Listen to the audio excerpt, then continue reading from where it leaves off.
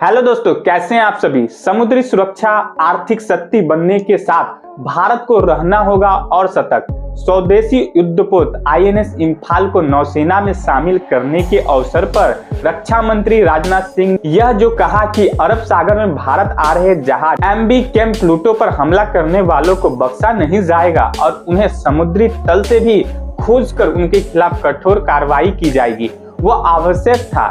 ऐसा कोई दो टूक बयान इसलिए और भी जरूरी हो गया था क्योंकि दक्षिण लाल सागर में भी एमवी साईं बाबा नाम के जहाज को निशाना बनाया जा चुका है। इस समुद्री जहाज के चालक दल के सदस्य भारतीय थे। इन हमलों को देखते हुए ही भारतीय नौसेना ने अरब सागर के विभिन्न क्षेत्रों में 3 युद्धपोत तैनात कर दिए हैं। इसके अलावा समुद्र की टो लेने वाले विमानों की भी तैनाती की जा रही है। विभिन्न समुद्री मार्गों पर अपने व्यापारिक हितों की रक्षा करने के लिए भारत को हर संभव उपाय करने होंगे।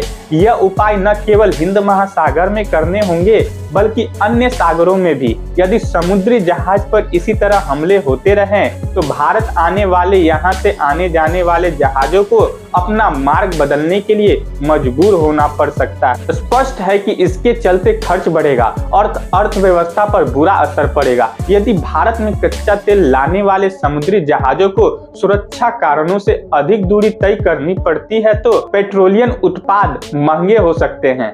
भारत को मित्र देशों की सहायता से यह सुनिश्चित करना होगा कि उसके हितों की पूर्ति करने वाले सभी समुद्री मार्ग सुरक्षित और सुगम बने रहे। अमेरिका की माने तो एमवी कैंप प्लूटो जहाज पर ईरान से ड्रोन हमला किया गया। ईरान ने अमेरिका के इस दावे को खारिज किया है, लेकिन यह किसी से छिपा नहीं है कि यमन के जो हाउती विद्रोही समुद्री जहाजों को निशाना बना रहे हैं उन्हें उसका समर्थन प्राप्त है।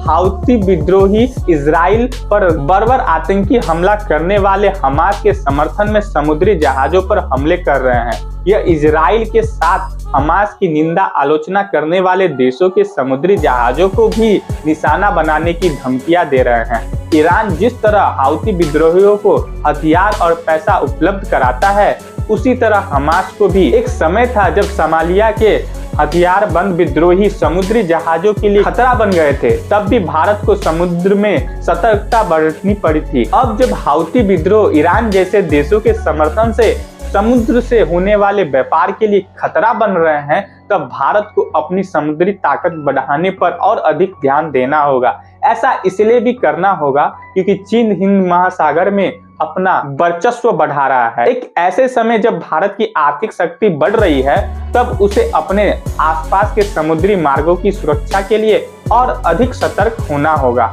इस तरह के रोचक जानकारी के लिए चैनल पे नए हैं तो हमारे चैनल को लाइक, शेयर एवं सब्सक्राइब कर दीजिए। तो मिलते हैं हमारे नेक्स्ट वीडियो में, तब तक के लिए धन्यवाद।